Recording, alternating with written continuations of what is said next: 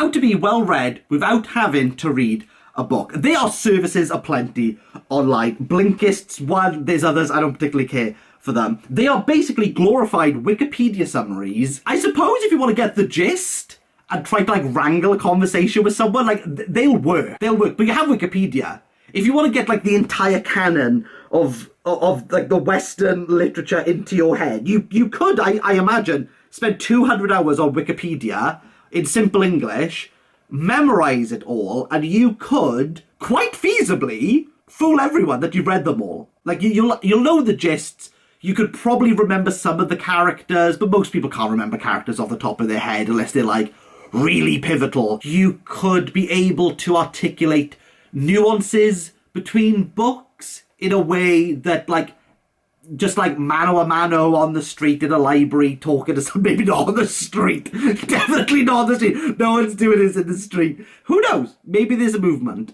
And there are various people and services that will provide you access to getting the gist out of things. And they'll take your money or they'll take your time doing it. But I think that's like a really weird way to go about things. They want it to be well read. And I think the reason people want to be well read without having to read is because it's a time sink. Reading a book is a time sink, especially because I think the majority of this conversation revolves around like philosophy. Philosophical works are, I don't care who you are, they're really difficult, can be at best convoluted or at their worst counterintuitive. You can spend a day on like 4 pages of a thesis of, say, Kant and Hegel, or I don't care who you are.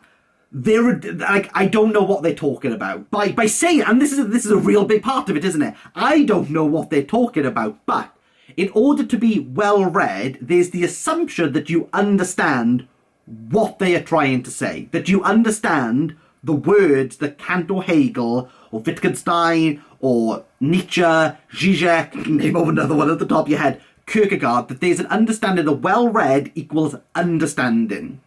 And as someone who's moved in academia, I can promise you now, that's generally not what it means. Being well read does not mean that you understand. And in fact, what I've learned from one of my professors, Jeff Wallace, who I absolutely loved and adored and I've appreciated more since I've left university, is that the more well-read you become, the less you actually begin to understand. Like being able to articulate everything of an author or to assume that you understand what they're saying over someone else is actually a sign that you don't understand like what's currently going on.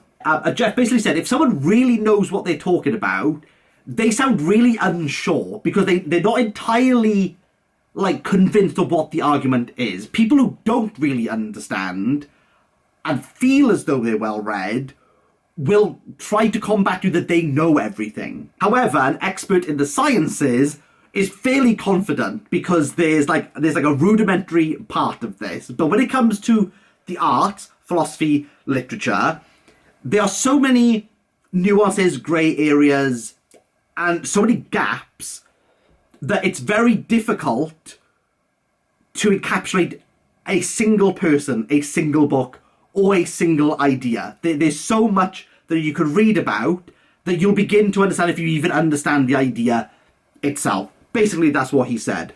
The online world pushes is that being well-read equals being smart. And therefore, being well-read means that you just have to be able to regurgitate roughly what is going on. And if you can do that, and you appear well-read, you therefore enter being an intellectual. That's kind of like the trajectory. If you're 16 and you read Ulysses, and you could be like, I understand what James Joyce was doing in the 1940s, modernist scene, you therefore appear well-read because you've referenced Ulysses, and therefore you appear smart. You could have a professor on Ulysses and they might sound like a blithering idiot talking about it. Thus, it appears if you work backwards, you know what you need to do. You need to become well-read and therefore you will become smart.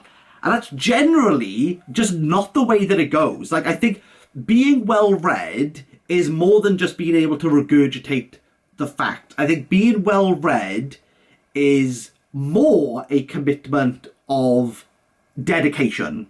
You have to put a lot of time into reading to become well read, but you'll begin to see where the pitfalls are. 2 years ago, I wanted to delve into manga. Now, I am well read enough that if I walk into a bookstore, I'm fairly comfortable in the fiction section. Like, I know the majority of the authors, I know roughly what like most of the books are about. I feel fairly comfortable within that area. You stick me in front of the manga section, I have no clue. I have no clue. You want to put me in front of the sci-fi section? No clue. Like zero. Like, it's not even me trying to be like, well, I don't know anything. Genuinely, I have to default to someone else and go, what is any of this? I remember the first time I walked into a comic book store and being like completely bamboozled.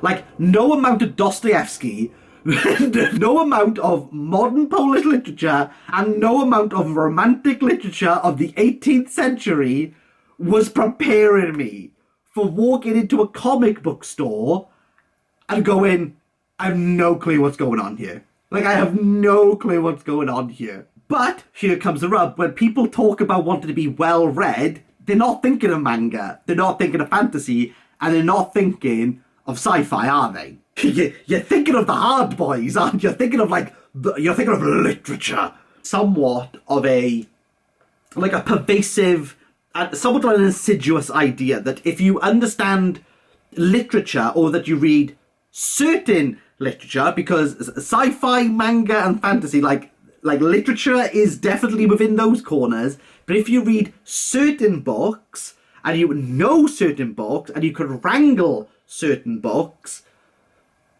or you could pass certain books, let's say, you therefore become smart. I think it's really, some people are going to say elitist, some people are going to say it's a classist mentality. I don't think it's that. I think it's just an old mentality. And I think this mentality comes from one person in particular. That's Howard Bloom. If you know anything about literature, Howard Bloom is the guy. And Howard Bloom was the critic of critics. He was exceptionally critical of anything that he didn't think was literature, and would only give certain books out to students if he himself deemed it as literature. If you spend any time in university in a humanities department, you will know how many people dunk on Howard Bloom.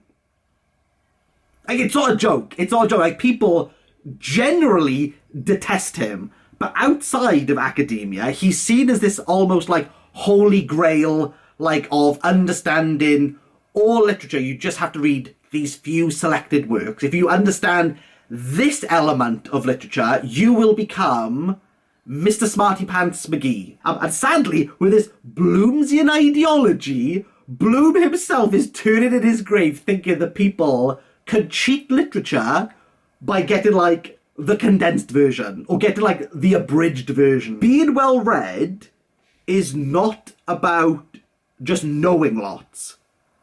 It's about, what is it about? Maybe it's not much. Really? Not much. Not much. And this is coming from someone who reads maybe 75 books a year. Been doing it for 12 years, got a master's.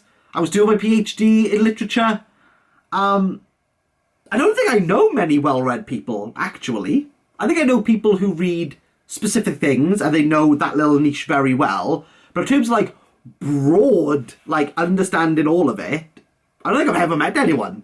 I don't think I've ever met anyone. I know a lot of people online who definitely purport to be that person. I know a lot of people online who will take your sweet money and reference Blinkist and take your cash. I know a lot of people will do that. I got a Blinkist email offering me if I wanted to partner up with them, and I sent them an email saying, fuck off.